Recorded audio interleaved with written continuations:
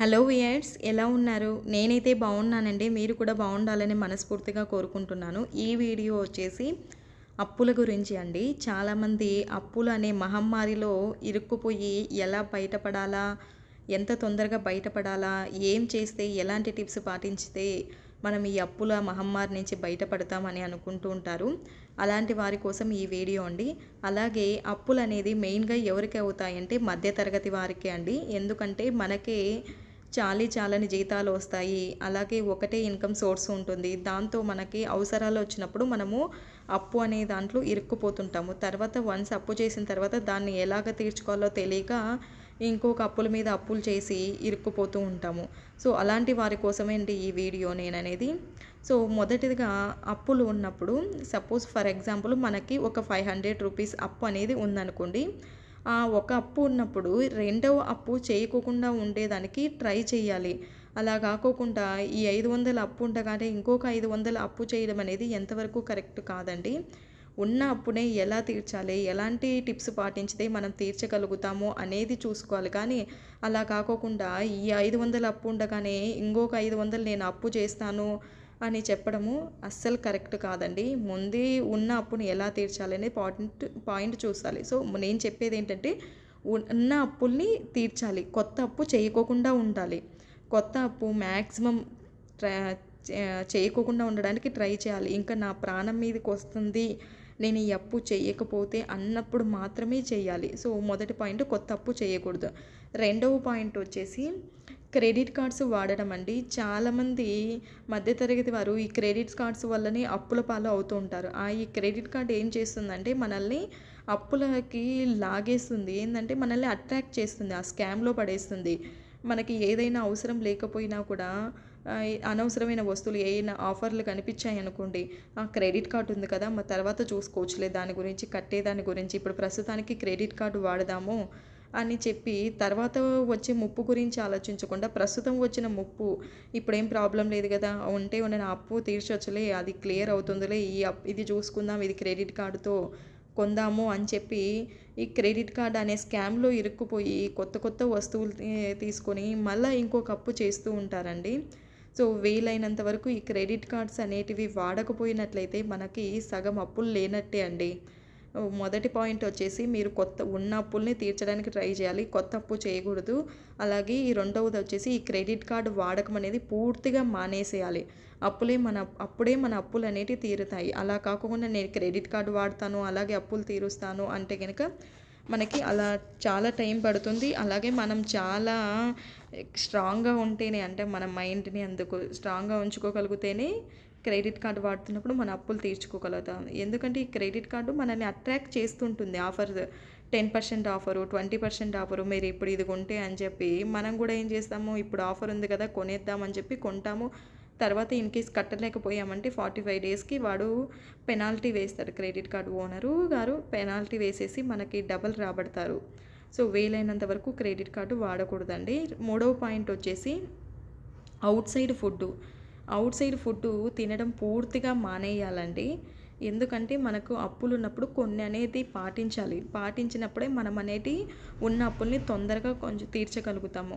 కొంతమంది ఉంటారు ఎన్ని అప్పులైనా ఉండని, నేను ఉదయం లేస్తూనే ఒక 4-5 టైమ్స్ కాఫీ తాగాలి, టీ తాగాలి, బయటికెళ్ళి నేను బయటనే టిఫిన్ చేయాలి, అలాగే సాయంత్రం అయ్యేసరికి స్నాక్స్ తినాలి, టీ తాగేసి రావాలి, లేకపోతే నాకు మైండ్ పనిచేయదు అంటారు. అలాంటివన్నీ కట్టి పెట్టుకోవాలండి కొంచెము. అలాగే రెస్టారెంట్లకు వెళ్ళడం కూడా ప్రతి వారము మనకి ఏదీ లేకోకుండా మన సంపాదన మంచిగా ఉండి మనకి ఏ ప్రాబ్లమ్స్ లేకపోతే వెళ్ళినా ఓకే. అలా కాకోకుండా ఒక సైడు మనకి ఈ మహమ్మారిలో ఇరుక్కుపోయి ఉండి దాన్ని పట్టించుకోకుండా మనము ఎంజాయ్ చేస్తూ ఉన్నామనుకోండి, ఈ అప్పులు అనేటివి ఇంకొక అప్పు చేయాల్సింది కంపల్సరీ వస్తుంది. సో వీలైనంత వరకు అవుట్ సైడ్ ఫుడ్ అనేది తగ్గించడం మానేయాలి. ఎంతసేపు వీలున్నప్పుడు ఇంట్లోనే తినడం మంచిది. ఎందుకంటే నేను ఏం చెప్తున్నానంటే, మీరు ఫుడ్ మానేసి అప్పులు కట్టమని చెప్పట్లేదు. మనము ఇంట్లో పచ్చడి అన్నం తిన్నా కూడా ఆ రోజు గడిచిపోతుంది, బిర్యానీ తిన్నా కూడా రోజు గడిచిపోతుంది. మనిషికి సంతోషమైన రోజైనా చెడ్డ రోజైనా కూడా రోజుకి 24 గంటలే. అది పేదవాడికైనా కోటీశ్వరుడికైనా ఆ 24 గంటలు ప్రతి ఒక్కరికి 24 గంటలే ఉండేది. అది గడిచేది కూడా అలానే గడుస్తుంది. దాని టైం ప్రకారం అది గడుస్తూ ఉంటుంది. సో, మనం బిర్యానీ తినలేదని రోజు గడవకుండా ఉండదు. పచ్చడన్నం తిన్నదని గడవకుండా ఉండదు. నేనేమంటున్నానంటే బయట ఫుడ్ తింటే ఎక్కువ ఖర్చవుతుంది. అప్పుడు మనకి సేవింగ్స్ అనేటివి ఉండవు. సో, మనము అప్పు తీర్చలేము. అదే ఇంట్లో ఫుడ్ తింటే తక్కువ ఖర్చులో అయిపోతుంది. దానివల్ల మనం కొంత అమౌంట్‌ననేది సేవ్ చేయగలుగుతాం. సేవ్ చేసినప్పుడే మనము మన అప్పులని తీర్చగలుగుతాము. ఇంకా నెక్స్ట్ పాయింట్, ఫోర్త్ పాయింట్ వచ్చేసండి, అప్పులున్నప్పుడు అంటే కొత్త వస్తువులు కొనడం అనేది కరెక్ట్ కాదు. కొత్త వస్తువులంటే కొంతమంది ఆల్రెడీ బైక్ ఉంటది. బైక్ ఉన్నా కూడా ఇంకొక బైక్ కొంటుంటారు. అది వాళ్ళకు బైక్‌తో పని జరుగుతుంటది. పని జరిగినా కూడా ఇంకొక బైక్ కొంటారు. దానివల్ల మీ అప్పులు ఎలా తీరుతాయి? అస్సలు తీరవు. అలాగే ఇంకొంతమంది షాపింగ్ చేయడం, విపరీతమైన షాపింగ్. అది ఉంటే ఉండని అప్పు. కడదాంలే అని చెప్పి నెగ్లిజెన్స్ చేసి ఇంకొక వచ్చిన జీతాన్ని షాపింగ్‌లకి, ఎంజాయ్‌మెంట్‌కి, రెస్టారెంట్‌లకి అలా ఇలా యూజ్ చేస్తుంటారు. దానివల్ల ఇంకెప్పుడు అప్పులు తీరుతాయి? అస్సలు తీరవు. తీరకుండా పోవడం అట్లా పోనిచ్చి డబల్ అవుతుంటాయి. ఇంకొక అప్పు చేయాల్సి ఉంటుంది. ఆ అప్పుకి బదులు ఇంకొక అప్పు. సో, మన ఎంజాయ్‌మెంట్స్‌ని కొద్ది రోజులు ఆపుకోవాలండి. ఓటీటీ సబ్స్క్రిప్షన్‌లు కానీ, ఇంకా ఏవైనా మొబైల్ రీఛార్జ్ కూడా తగ్గించుకోవాలి. మొబైల్ రీఛార్జ్ కూడా ఇప్పుడు రోజుకి చాలామంది 3 జీబీ, 2 జీబీ వేస్తుంటారు. మనకు అవసరం లేనప్పుడు తగ్గించుకుంటే బెటరు. 1.5 జీబీ సరిపోతదంటే గనక మనం చేసుకునే రీఛార్జ్‌లో ఒక 50, 70 రూపాయలు మిగిలినట్టే కదా! 3 మంత్స్‌కి గానీ. అలా ప్రతి రీఛార్జ్‌కి కొంత మిగిలిందంటే మనకు ఆ అమౌంట్ సేవ్ అయినట్లే. అలాగే మీరు ప్రతిరోజు అప్పులున్నప్పుడు కొంచెం అమౌంట్ తీసి పక్కన పెడుతూ ఉండాలి. అప్పుడే అనేది ఏదో ఒక దానికి పనికొస్తుంది. అలాగే కొంతమంది ఏమనుకుంటారు, మనకుండే అప్పుకి ఈ రూ. 500 ఏమవుతదిలే అని చెప్పి ఖర్చు పెడుతుండే. ఈ 500 ఏమైతాయి? ఈ 1000 ఏమవుతది? ఇంత అప్పు ఉంది అని చెప్పి అనుకుంటారు. కానీ ఆ 500, 1000 ఇప్పుడు ఒక పక్కన పెట్టేశారనుకోండి, ఎత్తిపెట్టారు. ఇంకొక రోజు మళ్ళీ ఇంకొక 500, 1000 ఈ రెండింటిని కలిపితే మనకి తర్వాత ఇంట్రెస్ట్ కట్టడానికైనా ఉపయోగపడుతుంది. మీరు ప్రతి రూపాయిని లెక్క వేసుకుంటూ, జాగ్రత్తగా ప్రతి రూపాయిని క్యాలిక్యులేట్ చేసుకుంటూ మీరు ఖర్చు పెట్టినప్పుడే మీరనేది ఆ అప్పుల్ని తీర్చగలుగుతారు. అలా కాకుండా ఒక ప్లానింగ్ లేకోకుండా వచ్చిన జీతాన్ని ఖర్చు పెట్టేస్తూ మిగిలితేనే కడదాము అవి అన్నారనుకోండి, ఆ అమౌంట్ మిగులుతూ మనం ఎప్పుడూ వాళ్ళకి అనేది కట్టలేము. అది ఇంట్రెస్ట్ పెరిగిపోతూ డబల్ అవుతుంది. అది తీర్చడానికి మనము మళ్ళీ ఇంకొకరి దగ్గర అప్పు చేయవలసి ఉంటుంది. ఈ అప్పు అనే మహమ్మారిలో మనం ఇరుక్కుపోయి అక్కడక్కడే తిరుగుతుంటాము. సో, అలా కాకోకుండా ఉండాలంటే మీరైతే ఈ టిప్స్ అనేది పాటించాలండి. అలాగే ఇంట్రెస్ట్ తక్కువగా ఉన్న వాటిని తర్వాత కట్టొచ్చండి. ఒకవేళ మీకు ఎక్కువ అప్పులు గనుక ఉన్నట్లయితే, ఒక నలుగురు, ఐదుగురి దగ్గర అప్పు తీసుకున్నారు మీరు. ఆ అప్పులో ఏదానికన్నా ఇంట్రెస్ట్ ఎక్కువ ఏదన్నా ఉందనుకోండి, దాన్ని ఫస్ట్ తీర్చడానికి ట్రై చేయండి. ఎవరి దగ్గరైనా అవసరానికి మనం కొంచెం ఇంట్రెస్ట్ ఎక్కువైనా కూడా, ఈ అవసరమే ఇప్పుడు మనకు తప్పదు, ఇచ్చేవాళ్ళు లేరు అన్నప్పుడు ఒక్కొక్కసారి తప్పని పరిస్థితుల్లో ఎక్కువ ఇంట్రెస్ట్ అయినా కూడా అప్పు తీసుకొని ఉంటారు. మొదటిగా ఆ అప్పును తీర్చడానికి ట్రై చేయండి. ఎందుకంటే అది వడ్డీ డబల్ త్రిబుల్ అవుతుంటుంది. దానివల్ల మనము తర్వాత చాలా ఎక్కువ డేస్ లేట్ చేశామంటే అది కట్టడం చాలా కష్టమవుతుంది. సో, మీకు ఉన్న అప్పుల్లో ఏ దానికైతే ఎక్కువ ఇంట్రెస్ట్ ఉందో చూసుకొని దాన్ని మొదటగా తీర్చడానికి ట్రై చేయండి. తక్కువ ఇంట్రెస్ట్ ఉన్నదాన్ని లేట్‌గా అయినా తీర్చొచ్చు. అలాగే ఎవరైనా మిమ్మల్ని ఇబ్బంది పెడుతుంటారు. అంటే నాకు ఈ రోజుకే కావాలి 100% తెచ్చిస్తేనే అప్పుల వాళ్ళు అడుగుతుంటారు.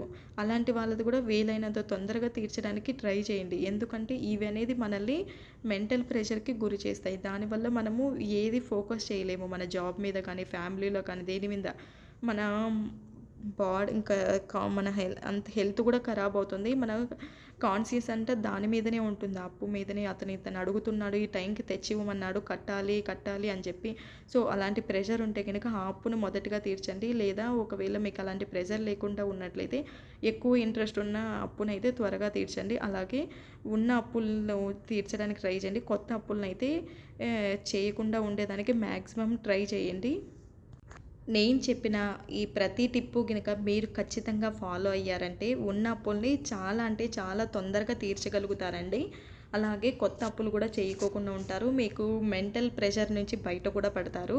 అయితే ఖచ్చితంగా కొద్ది రోజులైతే మీరు స్ట్రాంగ్‌గా ఉండాలి. తీర్చగలుగుతాము. ఒక ప్లానింగ్ పద్ధతి ఉంటే గనుక ఎంతటి అప్పులు, ఎన్ని అప్పులున్నా కూడా ఒక ప్లాన్ ప్రకారం వెళ్ళినట్లయితే వాటిని తీర్చగలుగుతారు. అలాగే మనకి ఇన్‌కమ్ సోర్స్ పెంచుకునేదానికి ట్రై చేయాలి. ఉన్న అమౌంట్ దాంతోనే మనం క్లియర్ చేయాలంటే చాలా కష్టమవుతుంది. ఎందుకంటే బయట రేట్లు ఎక్కువ, ఏది చూసినా రేట్ ఎక్కువ ఉంటున్నాయి. సో, మన జీతం కూడా ఎక్కువ పెరగట్లేదు. అలాంటప్పుడు మనం అనేది వేరే సోర్స్ ఇంకొక ఇన్‌కమ్ అడిషనల్‌గా ప్యాసివ్ ఇన్‌కమ్ పెంచుకోవడానికి ట్రై చేసి ఆ అప్పుల్ని తొందరగా తీర్చేదానికి ట్రై చేయాలండి. మీకు ఈ టిప్స్ ఎలా అనిపించాయి? మీకు ఉపయోగపడతాయనే అనుకుంటున్నాను. అలాగే ఇప్పటివరకు మన ఛానల్‌ని ఎవరైనా సబ్స్క్రైబ్ చేయకపోయినట్లయితే దయచేసి సబ్స్క్రైబ్ చేయండి. అలాగే మన సబ్స్క్రైబర్స్ 10,000 దాటారండి. చాలా హ్యాపీగా ఉంది నాకు ఇంతవరకు సపోర్ట్ చేసినందుకు. ప్రతి ఒక్కరికి, నన్ను సబ్స్క్రైబ్ చేసిన వాళ్ళకి, అలాగే మన ఛానల్‌ని ఆదరిస్తున్న ప్రతి ఒక్కరికి థ్యాంక్ యూ అండి. Thank you very much. అలాగే మన ఛానల్‌ని 100,000 వరకు తీసుకెళ్తారని మనస్ఫూర్తిగా కోరుకుంటున్నాను. మరొక మంచి కంటెంట్‌తో మీ ముందుకు వస్తాను. అంతవరకు ఉంటానండి. Bye bye.